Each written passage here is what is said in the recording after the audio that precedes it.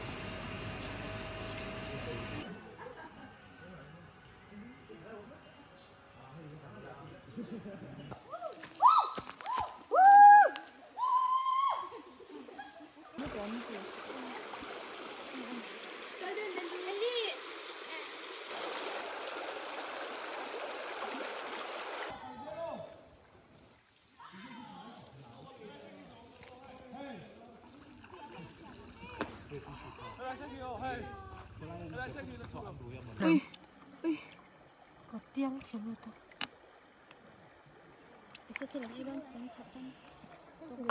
Nhớ chồng, thổi trống. Em tiếng chị ơi, chị vừa xin đồ. Em tiếng chị. Số thuê về mẹ là gì cái số thuê chưa?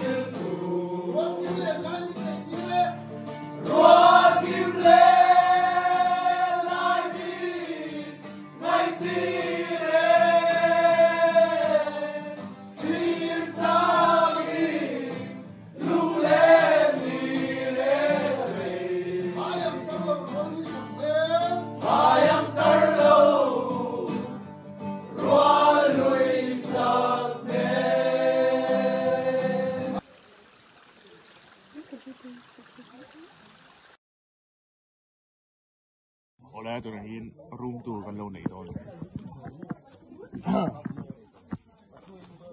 ถ้าต่อเฮียให้ก็เป็นคนหมอสวยสวยสวย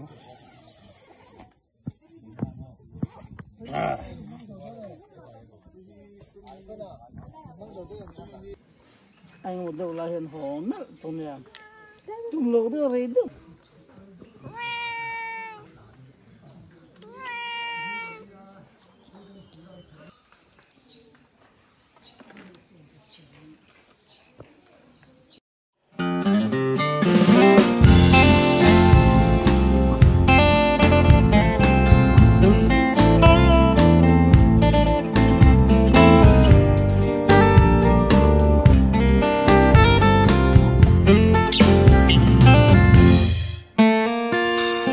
tôn măng mùa yang in tham rơ lâu la ngày lai cái chiến rin nô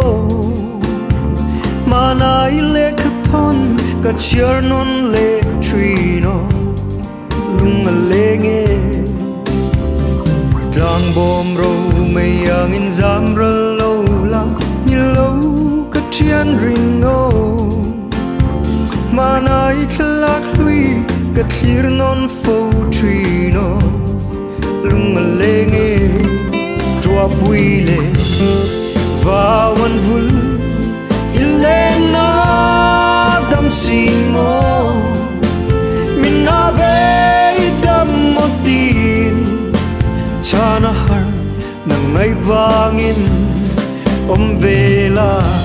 cần vang khua cần ngân lui ta chui kiri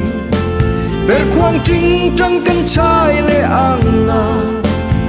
suy lung lên na bang nghe